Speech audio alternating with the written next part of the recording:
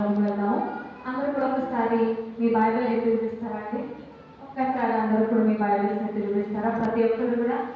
ప్రతి ఒక్కరము కూడా మన యొక్క జీవ గ్రంథములను కలిగిన వారముగా మనము ఉండాలి. We should carry our Bibles wherever we are. ఇక్కడ ఒకసారి కళ్ళు మూసుకొని చిన్న ప్రార్థన చేస్తాం. పరిశుద్ధమైన దేవ, ప్రేమ కలిగిన తండ్రి, మీకు వందనములు స్తోత్రములు చెల్లిస్తాము.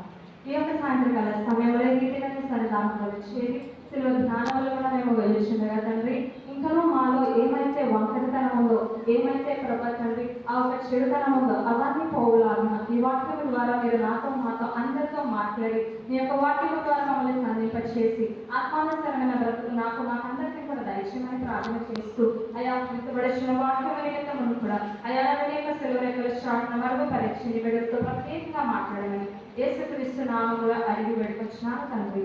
ఆమేన్. విగ్రహాన్ని చెప్తాం. ఆమేన్. yes. ఈరోజు మనకి ఏర్పరచబడిన ఒక వాక్యాంశం ఏంటిదనంటే సంపూర్ణత. సంపూర్ణత అంటే ఏంటి? Complete or perfection or total. అంటే మొత్తముగా మన యొక్క జీవితాన్ని, ఒక సారవంతమైన జీవితాన్ని మనం కలిగి ఉండాలని యేసుక్రీస్తు ప్రభువు వారు మన అందరి ఎడల ఒక సంపూర్ణమైన ఒక నమ్మకాన్ని పెట్టుకుని ఉన్నాడు. ఒక సంపూర్ణమైన చిత్తాన్ని మన ఎడల ఆయన పెట్టుకొని ఉన్నాడు. మరి క్రైస్తవ విశ్వాసులుగా పిలువబడుతున్న మనము, ఈ సమాజంలో జీవిస్తున్న మనము నిజమైన సంపూర్ణతను కలిగి మనం ఉంటున్నామా అనేది ప్రశ్నించుకోవాలి. ఒకసారి గమనించినట్లయితే మన అందరం కూడా రక్షింపబడి యేసుక్రీస్తు ప్రభువు వారిని నిజ రక్షకుడుగా అంగీకరించి చాలా సంవత్సరాలు అయిపోతా ఉన్నది. ఇంకా కూడా పరిపక్వత లేని క్రైస్తవ జీవితాన్ని జీవిస్తున్న వారు అయితే వ్యర్థం. అంటే బైబిల్ గ్రంథంలో చూసుకున్నట్లయితే తిమోతికి రాసిన పత్రిక, ఒకసారి అందరూ వాక్యాన్ని తెలుద్దాము. తిమోతికి రాసిన పత్రిక 4వ అధ్యాయం, 2వ తిమోతికి రాసిన పత్రిక 4వ అధ్యాయము 7వ వచనం నుంచి చదువుకున్నట్లయితే ఇక్కడ ఒకసారి పరిశీలన చేసినట్లయితే ఈ మాట చెప్తున్న వ్యక్తి ఎవరంటే అపోస్తలుడైన పౌలు. అపోస్తలుడైన పౌలు జీవించిన జీవిత విధానమే వేరు. తన గురించి సాక్ష్యం ఇస్తూ అంటాడు ఏమనంటే, మొదట పూర్వము నేను హానికరుడను, హింసకుడను, దూషకుడను అని చెప్పేసి మాట్లాడుతూ తన యొక్క జీవిత అంతంలో ఈ యొక్క మాటలు చెప్తా ఉన్నాడు. ఒకసారి చదువుదాం చూడండి. మంచి పోరాటం పోరాడుతుని, నా పరువు కడగొట్టించుకుని, విశ్వాసమును కాపాడుకుంటుని. ఆపుదామండి. ఏంటంటే తన జీవితంలో చేసినవి 3 పనులు. ఒకటి మంచి పోరాటము పోరాడుతుని, రెండవది నా పరుగును కడగొట్టించుకుని, ఆఖరిది విశ్వాసమును కాపాడుకుంటుని. సో ఈరోజు క్రైస్తవులుగా పిలువబడుతున్న మనము కూడా ఈ 3 కలిగిన వారముగా జీవించాలి. మొదటిగా చూసుకున్నట్లయితే మంచి పోరాటము పోరాడుతుంది. ఈ యొక్క క్రైస్తవ సమాజంలో ఒకసారి పరిశీలన చేస్తే ఎవరికైనా ఈ లోకంలో పడిన వారు ఉన్నారు అని అంటే అది క్రైస్తవులు మాత్రమే. చాలా మంది అంటూ ఉంటారు క్రైస్తవ యొక్క మతము వేరొక దేశం నుంచి వచ్చింది, ఇక్కడిది కాదు అని. కానీ మూలాంగా వెళ్ళినట్లయితే ఈ యొక్క భారతదేశంలోనే అనేక మంది వేరే ఒక దేశం వారైనా సరే క్రీస్తును ప్రకటించి, నిజాన్ని ప్రకటించి వారి జీవితాలని మంచి పోరాటాన్ని పోరాడి అనేక మందిని వెలిగింపబడడం జరిగింది. హల్లెలూయా.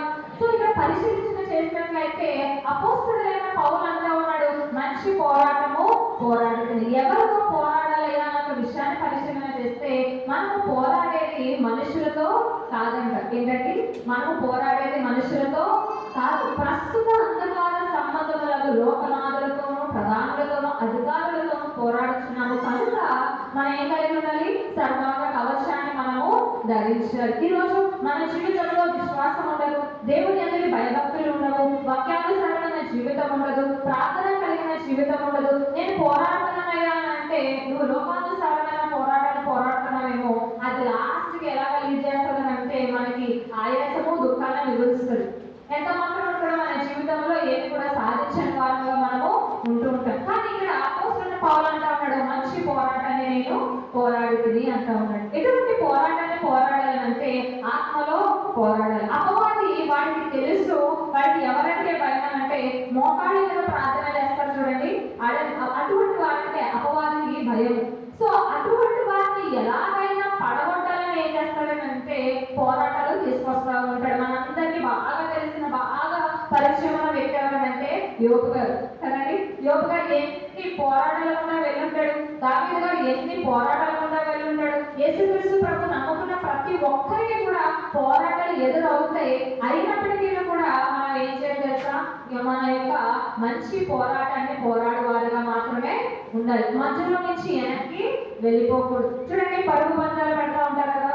పరుగు పందాలు పెట్టినప్పుడు ఏమవుతుంది, అందరూ కూడా గెలవాలనే పరిగెడతారు కానీ సకల సమూహం చేయాలని పరిగెడతారా? ఎంత మాత్రం కూడా అలా పరిగెట్టరు. ప్రతి ఒక్కరు కూడా వారి యొక్క పోరాటాన్ని ఎంతగా ప్రాక్టీస్ చేస్తారో ముందు అదంతా కూడా ఆ లాస్ట్ స్టేజ్ వచ్చినప్పటికీ చూపిస్తారు. ఈరోజు క్రైస్తవులుగా పిలువబడుతున్న మనం కూడా మన జీవితంలో ఎదుర్కోబోతున్న ప్రతి పోరాటంలో ఎలా నిలబడాలంటే we should take Jesus as our stronghold. దేవుడిని ఒక స్తంభముగా మనం చేసుకోవాలి. దేవుడిని ఒక యాంకర్ ఆఫ్ అవర్ సోల్, తెలుగులో మన ఆయనని మన జీవితంలో ఒక లంగరుగా చేసుకున్న వారం అయితే ఈ యొక్క లోకమనబడిన సముద్రంలో మన నావ ఎలాగ వెళ్ళినప్పటికీ కూడా ఆ లంగరు అడబడిన యేసుక్రీస్తు ప్రభు వారు మనల్ని రక్షిస్తారు. సో ఈరోజు మంచి పోరాటాన్ని పోరాడాలి అని ఆశ కలిగిన ప్రతి ఒక్కరు కూడా ఏం కలిగి ఉండాలి తెలుసా, ఆ ఒక జీల్ మనలో కలిగి ఉండాలి. నిజముగా నేను దేవుని యొక్క విశ్వాసిగా పిలువబడాలి, నిజముగా నేను దేవుని యొక్క సాక్షిగా పిలువబడాలి అన్న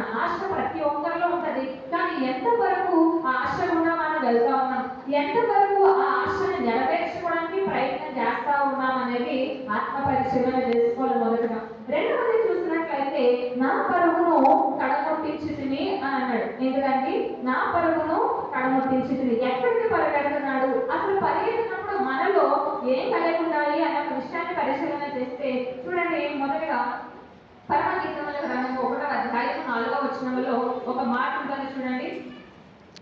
1వ అధ్యాయము 4వ వచనము, నన్ను ఆకర్షించము, నేను నీ యొద్దకు పరిగెత్తి వచ్చేదము. ఎవరు ఇక్కడ మాట్లాడుతూ ఉన్నాడనంటే ఆ స్త్రీ మాట్లాడుతూ అంటున్నది, నన్ను ఆకర్షించు, మేము నీ యొద్దకి పరిగెత్తుకొని వస్తాము. నన్ను అనగా ఒక సింగులర్ అనమాట, అంటే ఒకలే.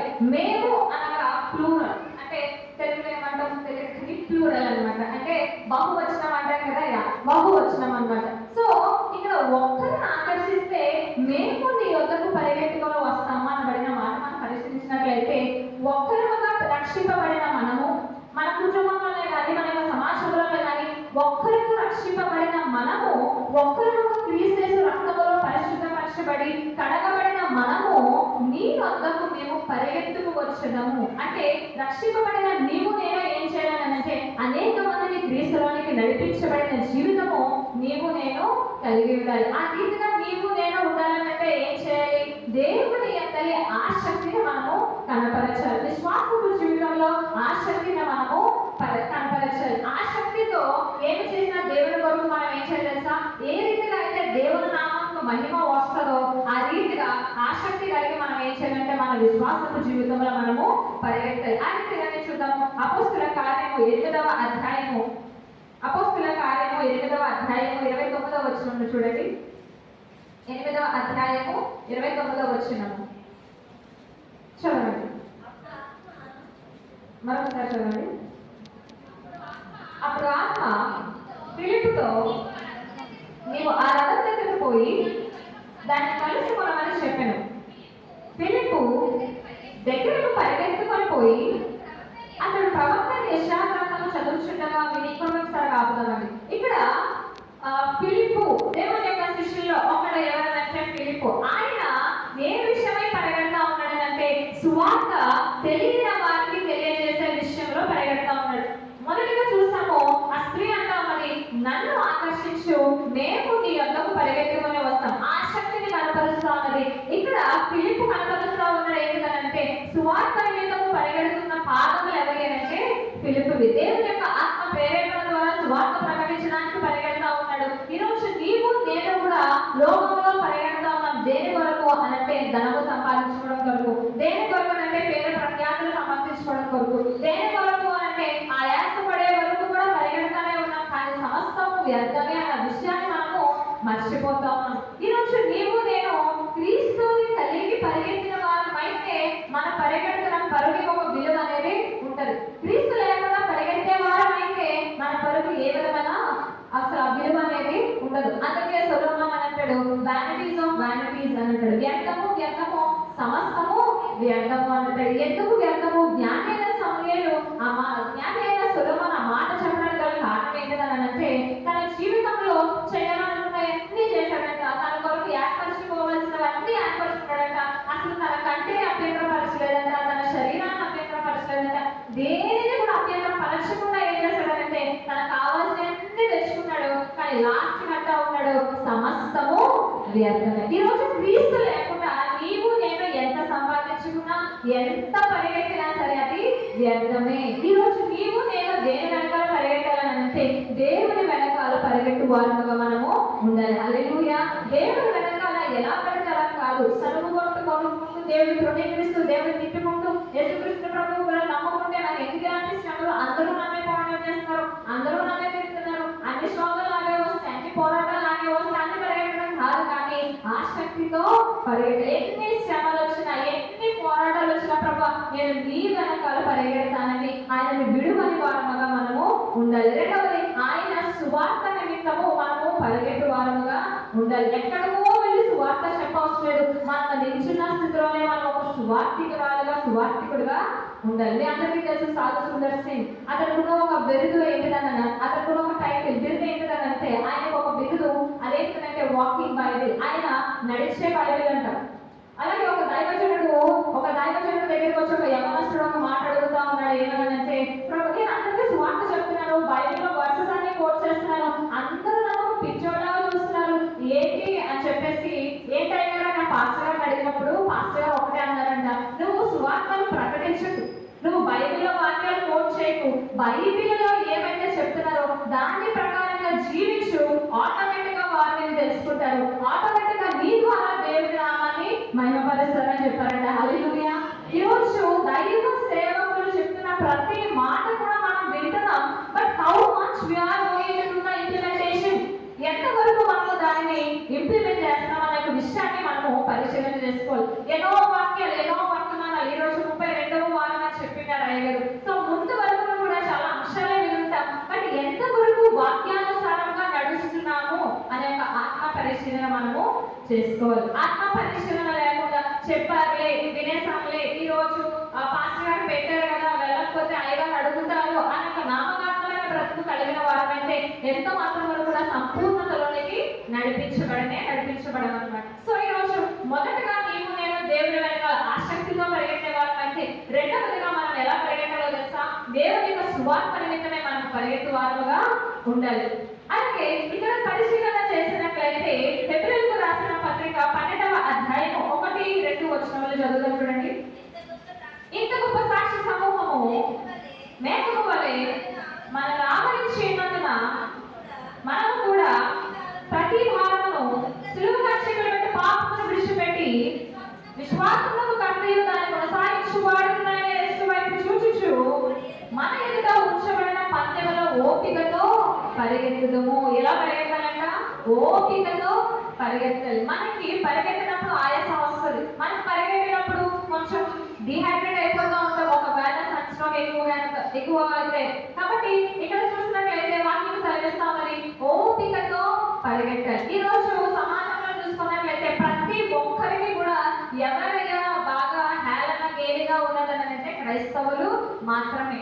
సో మన ఈ రీతిగా వాళ్ళు అలా అంటున్నారు, ఈ రీతిగా నన్ను యొక్క సమాజం తృణీకరిస్తున్నది, ఈ రీతిగా నన్ను వాళ్ళు దూషిస్తున్నారు, ఈ రీతిగా వాళ్ళు నన్ను గేలి చేస్తున్నారు అని చెప్పి నీవు నేను అనుకుంటే మన యొక్క పరుగులో ఎంత మాత్రమో ఓపిక కనిపించబడదు. చాలా ఓపిక కలిగిన వారు ఎవరైనా బైబిల్ గ్రంథంలో మొట్టమొదటిగా చూసుకున్నట్లయితే ఆదికాండంలో నోవాహు గారు కనిపిస్తారు. ఏంటండి? నోవాహు గారు కనిపిస్తారు. 120 సంవత్సరాలు నీతి సువార్తను ప్రకటిస్తే ఎంత ఓపిక కావాలి చెప్పండి?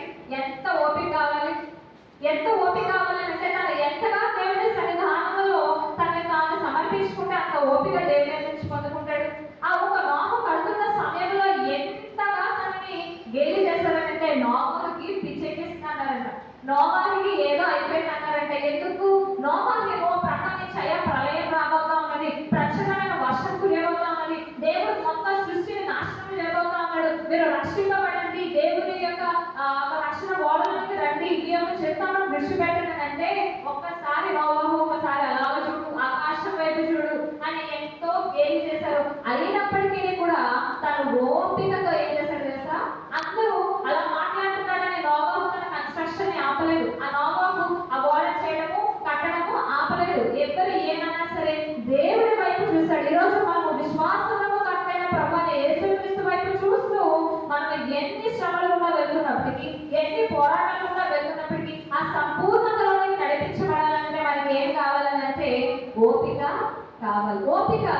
నశించిపోతా ఉన్నది అంటూ ఉంటారు కొన్నిసార్లు. ఓపిక నాలో లేదు అంటూ ఉంటారు. ఏమో ప్రాణం కాలేదంటే ప్రాణం పోలేదండి అంటూ ఉంటారు.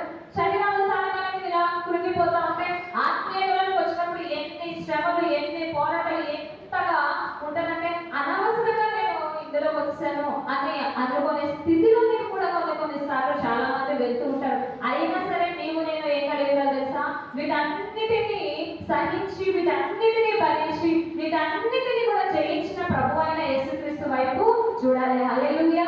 సో ఈ రోజు మనము పరిగెడుతున్నాము, బాగానే ఉంది, ఓపిక ఉంది, బాగానే ఉంది. అయినా నా జీవితంలో ఏ విధమైన ఫలితాన్ని నేను చూడలేకపోతాను, అయినా నా జీవితంలో ఏ విధమైన చలనం నాలో లేదు అని నేను అనుకుంటున్నామేమో. ఒకసారి ఆత్మ పరిశీలన చేయాలి. ఈరోజు నీకు నాకు కూడా లోకానుసారమైన ఆలోచనలతో కూడా వెళ్తూ, లోకానుసారమైన ఇచ్చలు కూడా నీకు వెళ్తూ దాని మీద కూడా పరిగెడుతూ ఉన్నామేమో. ఎలా అయితే గెహజీ పరిగెట్టి ఉన్నాడు. ఏలియా దగ్గర ఒక శిష్యుడు ఉన్నాడు. ఆ శిష్యుడి దగ్గరికి నయమాను స్వస్థపరచబడిన తర్వాత కొన్ని కానుకలు తీసుకొచ్చిస్తాడు. కానుకలు తీసుకొచ్చి ఇచ్చిన తర్వాత యెహోవా జీవముతోడు నాకు ఏది వద్దన్న తర్వాత అవి వెనక్కి తీసుకెళ్ళిపోతా ఉంటే గెహజీ అనబడిన తన శిష్యుడు వాటిని చూశాడంట.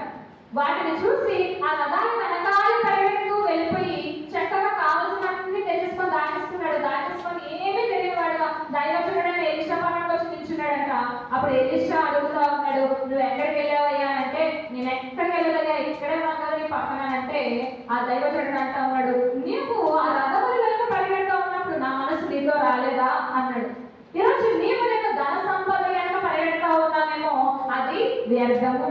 నీ ధనం ఎక్కడెక్కడ ఉంటుందో నీ మనసు అక్కడ ఉంటుందంట. కాబట్టి నీ ధనం అంతా తీసుకొచ్చి దేవుడికి ఇస్తావనుకో, ఆటోమేటిక్ గా నీ మనసు దేవుడి పైన నిలిపేస్తాం. హల్లెలూయా.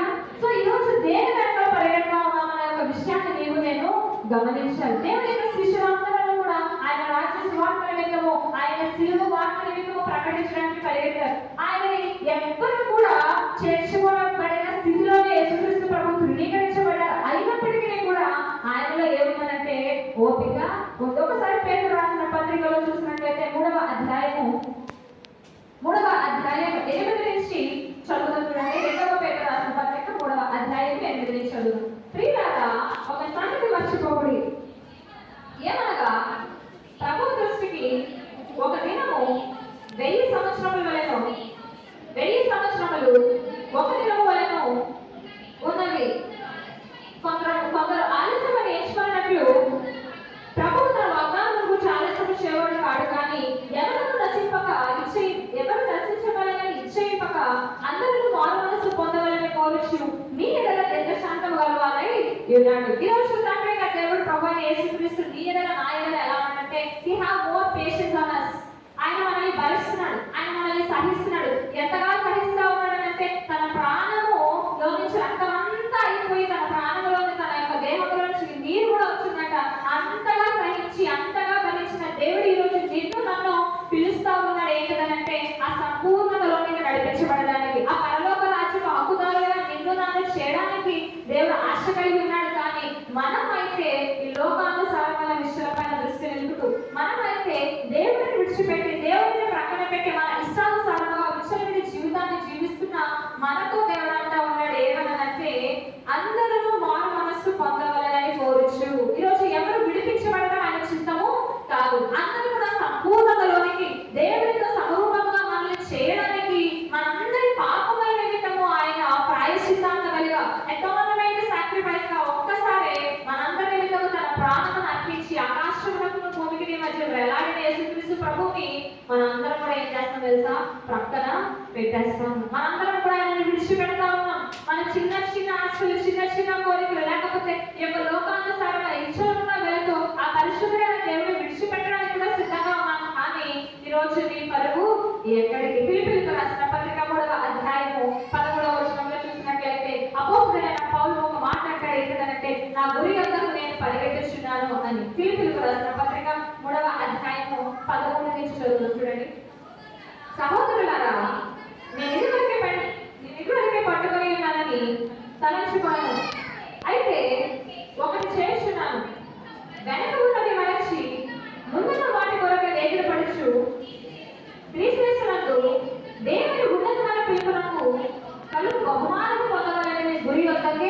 పరిగెత్తుచున్నాను. ఏంటంట? గురి వద్దనే పరిగెడుతా ఉన్నాడంట. తన గురి అంతా ఒకటే, పరలోక రాజ్యపు హక్కుదారులుగా ఉండాలని. తన గురి ఒకటే, అనేక మందికి దేవుడిని పరిచయము చేయాలని. తన గురి ఒకటే, ప్రార్థనా జీవితాన్ని కలిగి ఉండాలని. మరి ఈరోజు నీ గురి, నా గురి ఏంటి? ఈ లోకంలో ఉన్నంత కాలం కూడా మంచి సాక్ష్యాన్ని నేను పొందుకోవాలని చాలా మంది ప్రయాసపడుతూ ఉంటారు.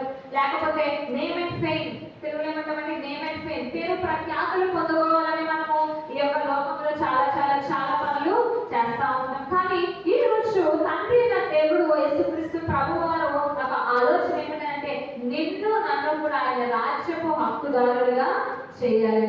ఈ రోజు నీవు నేను లోకంగా వెళ్తూ ఆ లోకంలోనే చాలా మంచి ఉంది, చాలా సంతోషం ఉంది, చాలా ఆనందం ఉంది, ఇక్కడే సమాధానం ఉంది అని అనుకుంటూ ఉన్నాం. కానీ అందులో ఏది కూడా ఈ లోకంలో ఉండదు. దేవుడు సృష్టించబడిన సృష్టిలోనే నీవు సృష్టిని పోలిస్తే సృష్టికర్తను మర్చిపోతారు. ఇది అర్థం కదా. ఆ రీతిగా ఉన్నవారుగా కాక ఏం చేయాలంటే దేవుడిని వెంబడించే వారుగా మనము ఉండాలి. ఈ లోకంలో ఉన్నదంతటి కూడా ఎలా ఎంచాడు? అపోస్తలుడైన పౌలు పెంటగా ఎంచాడంట.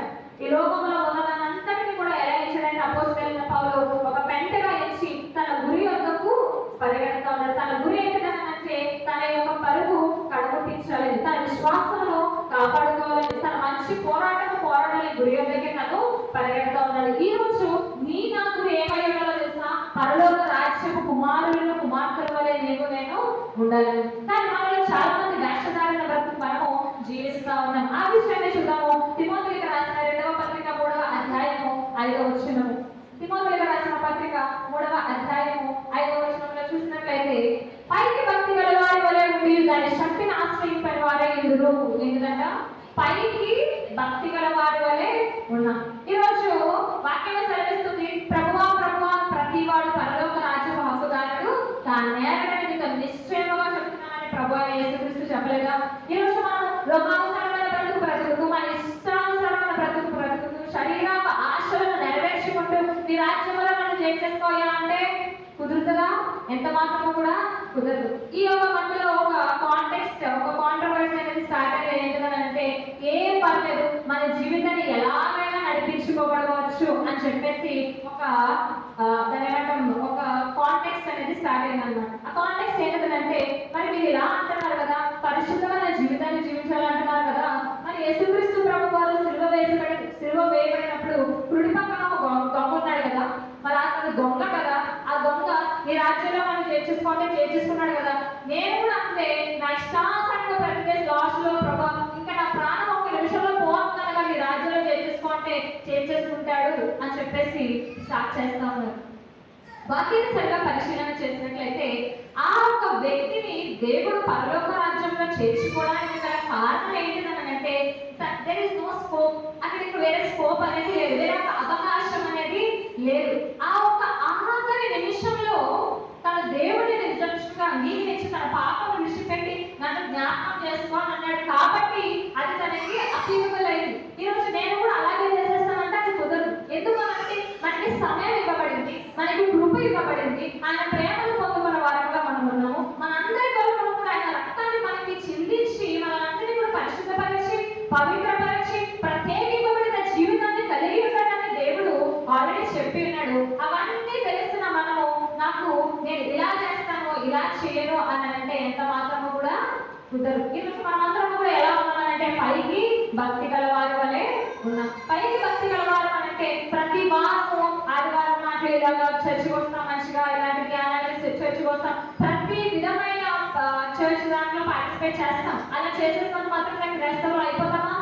కానీ మనం ఇచ్చే బిల్డప్ ఎలా ఉంటుందో తెలుసా? ఇప్పుడు కానీ దేవుడు వస్తే ఇంకో ఈ సిస్టర్ వెళ్ళిపోతాడు, ఇంకో ఈ బ్రదర్ వెళ్ళిపోతాడు, మనమే ఇక్కడ ఉండిపోతాం. ఆ రీతిగా నీవు నేను పైకి కనపరచుకుంటున్నాం కానీ దాని శక్తిని ఆశ్రయించని వారుగా ఉన్నాం. శక్తిని ఆశ్రయించడం అంటే ఏంటి? అపోస్తలుడైన పౌలు ఏమంటాడు తెలుసా? క్రీస్తు యేసు ప్రేమ నుండి మన ఎడబాపేది ఏంటి అని మాట్లాడుతూ ఉపద్రవమైన ఏదైనా అంటే వస్త్రహీనతైన ఉపద్రవమైన శోధనైన పోరాటమైన మరి అటు ఏదైనా సరే nothing can separate me from the love of Jesus అని చెప్పేసి చాలా రూఢిగా ఒక రాష్ట్ర పద్ధతిలో తను మాట్లాడుతూ ఉంటాడు. అది మన శక్తిని ఆశ్రయించడం అంటే, అది మన శక్తిని మన ద్వారా కనపరచబరచడం అంటే. మరి క్రైస్తవులుగా పిలువబడుతున్న మనము మన ఆత్మీయ జీవితాన్ని ఒకసారి పరిశీలన చేసుకున్నట్లయితే how is our spiritual life, మన యొక్క జీవితము ఎలా సంపూర్ణమైన జీవితాన్ని నీకు నేను కలిగిన ప్రభు అయిన యేసుక్రీస్తు ఆశ కలిగి మన ఎడల ఉద్దేశము కలిగి ఆయన భూలోకానికి మనం పంపిస్తే మనము ఆ ఉద్దేశ ప్రకారంగా కాకుండా వేరొక జీవితాన్ని జీవిస్తున్నాము. ఒకసారి ఆత్మ పరిశీలన చేసుకోవాలి. సంపూర్ణమైన భక్తిని కనపరిచిన వాడు ఎవరు అని అంటే అబ్రహాము గారు. అబ్రహాము గారిని దేవుడు దర్శనం ద్వారా నేను చూపించే దేశానికి వెళ్ళు అన్నాడు. వెళ్ళడం కదా, వెంటనే ఆలస్యం చేయకుండా వెళ్ళాడు. ఈ రోజు మనమైతే నాకు గూగుల్ మ్యాప్ వాట్సాప్ చేయ, నువ్వు వెళ్ళమంటున్నావు బాగానే, అక్కడికి వెళ్ళినా ఏం చేయమంటావయ్యా, వెళ్ళమన్నావు ఈజీగా చెప్పేసో వెళ్ళగలుగుతాయి కదయ్యా బాగానే. మన మాటలకు దేవుడిని ఎంతగా శోధిస్తామనంటే చాలా చాలా చాలా దేవుడిని బాధ పెట్టే వారుగా మనము ఉంటూ ఉంటాం. కానీ అది మనం ఒక్క మారు మాట్లాడకుండా దేవుడు చెప్పిన వెంటనే అక్కడ తను దేవుడు చూపించిన దేశానికి వెళ్ళడము జరిగింది. రెండవది చూసినట్లయితే సంపూర్ణమైన విశ్వాసం. సంపూర్ణమైన విశ్వాసం ఎప్పుడు కనపరచబడతారో తెలుసా? అంచె దినాల్లో కనపరచబడుతుందంట. ఏంటండి? అంచె దినాల్లో కనపరచబడుతుంది. చాలా మంది వచ్చి క్రీస్తు ప్రభుని విడిచిపెట్టు అని అంటారు. మనం ఏం చేస్తాం? ఈజీగా విడిచిపెట్టేస్తాం. ఎలాగైతే ఇష్కరియోతుగా దేవుని అమ్మవేశాడు, ఎలాగైతే పేతురు గారు బొంకేశాడో మనం కూడా ఈజీగా భయానికి లోనైపోయి దేవాది దేవుని విడిచిపెట్టడానికైనా మనము సిద్ధంగా ఉంటాం. మన విశ్వాసము, సంపూర్ణమైన విశ్వాసము, ఎంత విశ్వాసం ఉందో దేవుడు బేరీజ్ చేసి చూసినప్పుడు ఈజీగా ఎంత గొప్ప విశ్వాసమో మనము తెలిసిపోతుంది. అలాగే సంపూర్ణమైన జీవితాన్ని కలిగిన వారు ఎవరంటే ప్రభు అయిన యేసుక్రీస్తు ప్రభు వారు. ఆయన జీవించిన కాలంలో 33 సంవత్సరాలు అయినప్పటికీ కూడా ఆ 3.5 సంవత్సరాలలో దేవుడు చెప్పిన పని, తన తండ్రి చెప్పిన పని ప్రతి పిన్ టు పిన్ చేసుకుంటూ తన యొక్క జీవితాన్ని దేవునికి సమర్పించిన వాడుగా మనకి కనిపిస్తా ఉన్నాడు. అలా సమర్పించుకొని ఆఖరిగా పలికాడు ఏంటంటే సమాప్తమాయను, ఐఎమ్ డన్ అని అంటాడు. ఐఎమ్ డన్ అని ఎప్పుడు అంటాం అంటే మొత్తం పనంతా జరిగిన తర్వాత ఇట్ ఈస్ కంప్లీటెడ్, సమాప్తమైంది అని అంటాం. కానీ చాలా మంది శోధనలుగా వెళ్తూ పోరాటాలుగా వెళ్తూ వాటిని తట్టుకోలేక వారి జీవితాన్ని అర్ధాంతరంగా మానేస్తా ఉన్నారు. అటువంటి వారు ఏమాత్రం కూడా సంపూర్ణమైన జీవితాన్ని జీవించిన వారు కాదు. ఈరోజు ప్రతి కేటగిరీ ఆఫ్ పీపుల్ కూడా గమనించాల్సిన విషయం ఏంటంటే we should stand for God boldly. ఈ యొక్క సమయంలోనే, ఈ యొక్క అంచె దినాల్లోనే మనం క్రీస్తు కొరకు రూఢిగా నిలబడాలి. ఎన్ని శోధనలు చదివి చంపేస్తాం, నీకు అలా చేస్తాం, నీకు ఇలా చేస్తామని ఎన్నో అంటూ ఉంటారు. వాటి ఏది కూడా మనకు బెదిరిపోకుండా ఏం చేయాలి తెలుసా? నిజమైన క్రైస్తవుడు వలె అంతము వరకు మన యొక్క పరుగును గురి వద్దకు మాత్రమే పరిగెట్టుకునే వాళ్ళగా మన జీవితాన్ని మనము కొనసాగించబడాలి. కానీ మన ఆత్మీయ జీవితము ఎలా ఉంది ఒకసారి పరిశీలించుకుందామా? హెబ్రీయులకు రాసిన పత్రిక 6వ అధ్యాయము ఆఖరిగా ఈ మాట ముగించుకున్నా చూడండి. హెబ్రీయులకు రాసిన పత్రిక 6వ అధ్యాయము 1 నుంచి చదువుతాం చూడండి. కాబట్టి నిశ్చయ క్రియలు విడిచి మారు మనసు పొందుటయు, దేవుని విశ్వాసమును, బాప్తిస్మములను గూర్చిన బోధయు, హస్త నిక్షేపములను, మృతుల పునరుద్ధానమును, నిత్యమైన తీర్పును అను పునాది మరలా వేయగా క్రీస్తును గూర్చిన మూలోపాయం మాని సంపూర్ణ మగుటకు సాగిపోదుము. ఏంటంట? సంపూర్ణ మగుటకు సాగిపోదుము. We should lead our life to complete the purpose which has given and sent by the God itself. Hallelujah. దేవుడు ఇచ్చిన పనిని, దేవుడు ఏమైతే ఉద్దేశం కలిగి ఉన్నాడో ఆయన ఉద్దేశంలో మనల్ని హాని చేసేవి కాదు, ఆయన ఉద్దేశంలో మనల్ని బాధపడేసేవి కాదు, ఆయన ఉద్దేశంలో కష్టమైనవి కాదు. కానీ మనం అందరూ కూడా సంపూర్ణ మగుటకు ఏం చేయాలంట? సాగిపోవాలి మన జీవిత అంతము వరకు. ఈరోజు క్రైస్తవులుగా పిలవబడుతున్నాం, బాగుంది, బాప్టిజం తీసుకున్నాం, బాగుంది, హోలీ కమ్యూన్లో పార్టిసిపేట్ చేస్తున్నాం, బాగుంది, everything is well with you, but what is the spiritual life? మన ఆత్మీయ జీవితము ఎలా ఉంది? నీవు ఒక్కసారి వెలిగింపబడి పరలోక రాజ్యము లేకపోతే పరిశుద్ధాత్మ యొక్క వరములు లేకపోతే ఆయన టేస్ట్ నువ్వు చేసిన తర్వాత మరలా లోకానుసారంగా తిరిగిపోతున్నావేమో, నీవు వెలిగించబడటము, మరలా నువ్వు వెలిగించబడటము అసాధ్యము అని 6వ విషయం 6వ వచనంలో చూస్తామని చూడండి. ఒకసారి వెలిగింపబడి పరలోక సంబంధమైన వరాలను రుచి చూసి పరిశుద్ధాత్మలో పాలువారై దేవుని దివ్యవాక్యమును రాబోయే యుగ సమాంతమైన శక్తులను ప్రభావం అనుభవించిన తర్వాత తప్పిపోయిన వారు తమ విషయంలో దేవుని కుమారుని మరలా సిలువ వేయచ్చు బాహాటముగా ఆయనను అవమానపరుచుతున్నారు కనుక మారు మనస్సు అసాధ్యము. You and my calling is to fulfil our purpose in this life. ఈ యొక్క ప్రపంచంలో బ్రతికినంత కాలం కూడా దేవుని యొక్క సంపూర్ణతలోనికి మనము నడిపించబడాలి అని అంటే we should call as a Christian. ప్రతి ఒక్కరు కూడా క్రిస్టియన్స్ గా పిలవబడతారు, కానీ కొందరు మాత్రమే బిలీవర్స్, కొందరు మాత్రమే విశ్వాసులు. నువ్వు క్రైస్తవులుగా పిలవబడుతూ కూడా లోకానుసారమైన జీవితాన్ని జీవిస్తున్నావు, లోకాన్ని ప్రేమిస్తున్నావు అంటే you are not at all a Christian. What is the meaning of a Christian? అసలు క్రైస్తవుడు అంటే అర్థం ఏంటి? క్రీస్తును వెంబడించువారు మాత్రమే క్రైస్తవులు. ఈరోజు హాఫ్ క్రిస్టియన్స్ ఉంటారు, ఏంటంటే సగం సగం జీవిస్తారు. ఇటు లోకము కావాలి, ఇటు దేవుడు కావాలి, ఇటు అన్యులతో స్నేహము కావాలి, ఇటు దేవుడితో స్నేహం కావాలి. ఇటు చర్చిలో పాటలు పాడేస్తాం, లోకంలోకి వెళ్ళి పాటలు పాడేస్తాం, లోకానుసారమైన పాటలు పాడేస్తాం, బూతు పాటలు మాట్లాడేస్తాం, బూతు మాటలు మాట్లాడేస్తాం. ఇలా వచ్చి పరిశుద్ధమైన వాక్యాన్ని కూడా నువ్వు ధ్యానం చేస్తున్నావు. నీలో ఏమైనా ఒక మార్పు అనేది ఉంటుందా? పరిపక్వతలోకి మనం రాగలుగుతామా అంటే ఎంత మాత్రం కూడా రాలేదు. సంపూర్ణతలోకి నడిపించబడాలంటే పరిశుద్ధతను కలిగి ఉండాలి, ఆత్మానుసారమైన జీవితాన్ని కలిగి ఉండాలి, దేవునికి ఇష్టానుసారమైన జీవితాన్ని, ఆయనకు అనుకూలమైన జీవితాన్ని నీవు నేను కలిగి ఉండాలి. అటువంటి వారు మాత్రమే పిలవబడతారు ఎవరంటే నిజమైన క్రైస్తవులు. ఈరోజు ఎవరైనా యథార్థమైన భక్తిని కనపరుస్తున్నారా అని ఆయన యొక్క కనుదృష్టి అంట లోక సంచారము చేస్తా ఉన్నదంట. ఆయన లోక సంచారం చేస్తున్న కనుదృష్టి ఎవరిపైన ఆగాలి తెలుసా? నీ పైన, నా పైన ఆగాలి. హల్లెలూయా. ఎలా ఆగాలండి? మన పైన ఆగాలి. ఎలా అంటే తండ్రి దేవుడు యోగు కొరకు సాతానుని పిలిచి సాక్ష్యం ఇస్తా ఉన్నాడు. అంటే సాక్ష్యం నీవు నేను కలిగి ఉండాలి.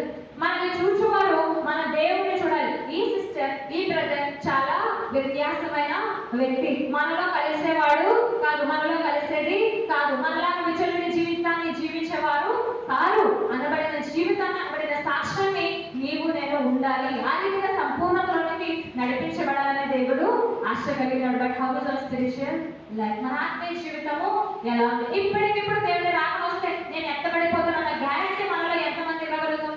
ఇప్పటికిప్పుడు ఆ సంపూర్ణత్వానికి నేను నడిపించబడగలను అనబడిన ధైర్యము, నిశ్చయిత మనలో ఉందా అంటే డౌట్. ఎవ్వరు కూడా మనం హ్యాండ్స్ రైస్ చేయండి. ఎందుకంటే మన జీవితము మనకంటే బాగా దేవుడికి తెలుసు, మనకి కూడా బాగా తెలుసు. ఈరోజు నిజమే దేవుడు నాతో మాట్లాడుతున్నాడు, నిజమే నేను ఈ రోజు నుంచి చాలా పరిశుద్ధంగా ఉండాలి, నిజమే దేవుడి యొక్క పిలుపుకు నేను లోబడాలి అని నీవు నేను అనుకుంటున్నాను. ఎక్కడి వరకు అని అంటే ఇక్కడ ఆమె అని వరకు మాత్రమే. మనలో ఒక్కసారి ఆ గేట్ దాటివ్వండి, మళ్ళీ యథావిధి జీవితమే. అందుకే అన్నాడు, నువ్వు నచ్చని స్థితి నీకుంటేనే ఎడలా ఏం చేస్తాడంట దేవుడు? భూమి వేస్తాడంట. అప్పుడు నీవు నేనంట ప్రభా 40 days ప్రేయర్కి ఫస్ట్ నేనే వచ్చానయ్యా, ఉపవాస ప్రార్థనలో నేనే ఫస్ట్ ఉపవాసం నడిపానయ్యా, 24 గంటలు ఉపవాసం నడిపానయ్యా అంటే అప్పుడు దేవుడు అంటాడంట మనం చూసి, నువ్వు ఎవరో కూడా నాకు తెలియదు. ఈరోజు నువ్వు ఎంతగా ఉపవాసం ఉన్నదని దేవుడికి అనవసరం, నువ్వు ఎన్నిసార్లు చర్చ వస్తున్నావని దేవుడికి అనవసరం, నువ్వు ఎంతగా వాక్యాన్ని వినేసి పోలని నోట్స్ రాసేస్తున్నావు దేవుడికి అనవసరం. That doesn't matter about it. But God sees our faith, but God sees hour spiritual life. దేవుడు మన ఆత్మీయ జీవితాన్ని చూస్తున్నాడు. నీవు నేను దేవుడి కొరకు ఎంతగా నిలవబడగలుగుతున్నాము అనేది మన శ్రమల ద్వారా మనము దేవుడిని కనపరుస్తా ఉన్నామా? మన శ్రమల ద్వారా దేవుడిని మహిమపరచబడతా ఉన్నారా?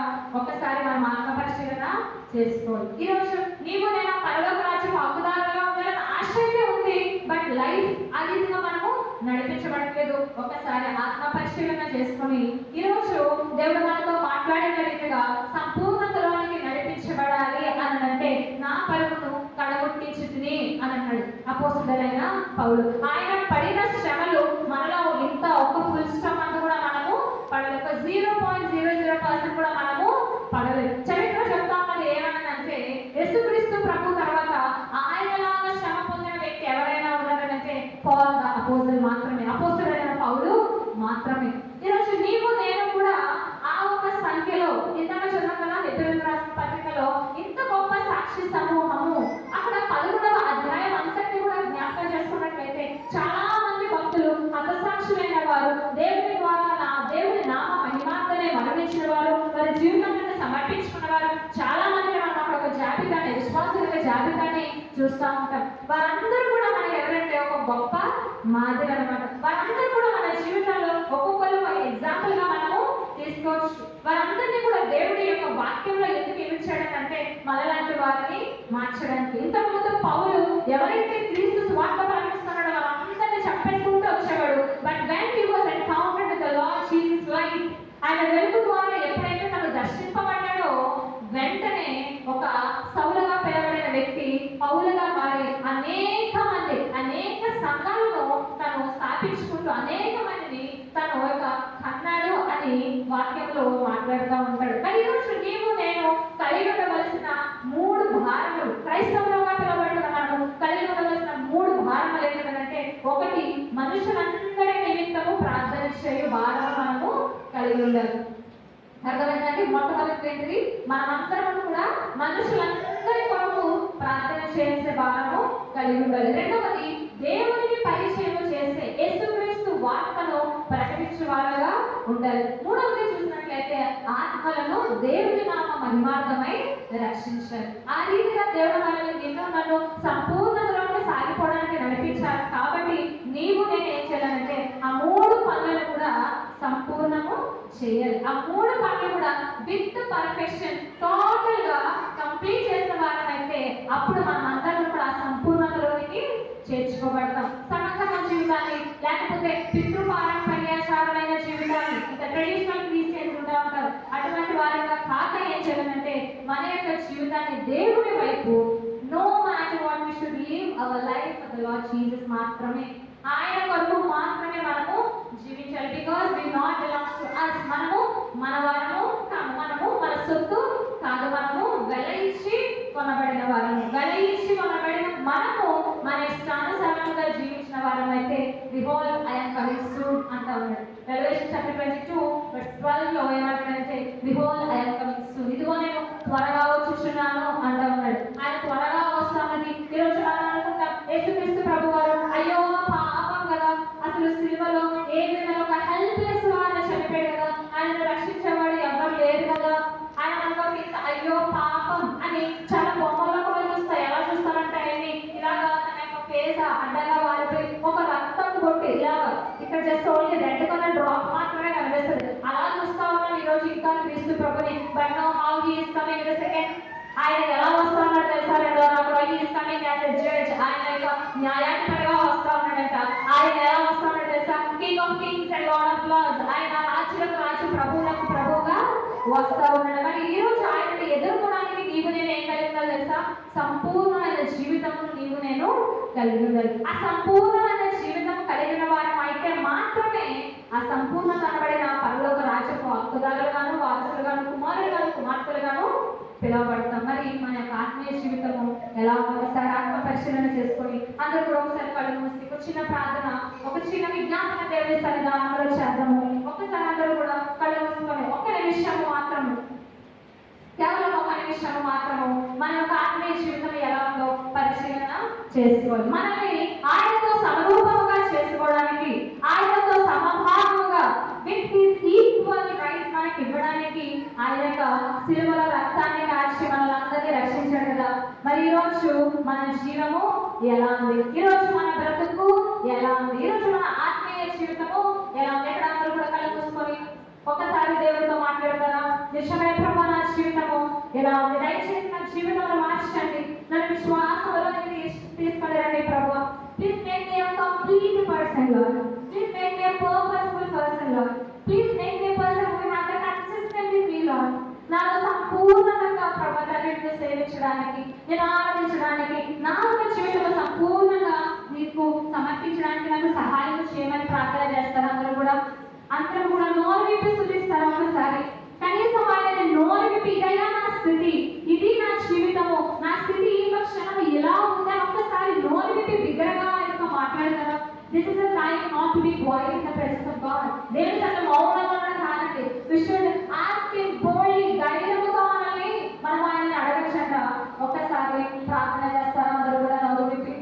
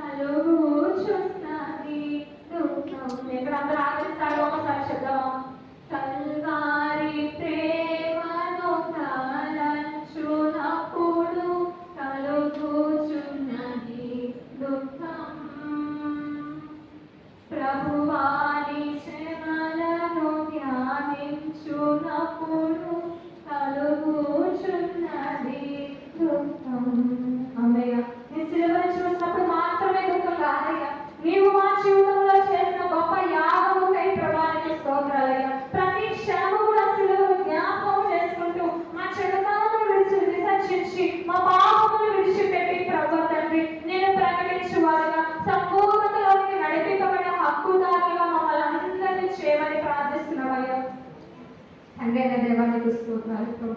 ఈరోజు వాక్యం ద్వారా మీరు మాతో మాట్లాడి ఉన్నారు.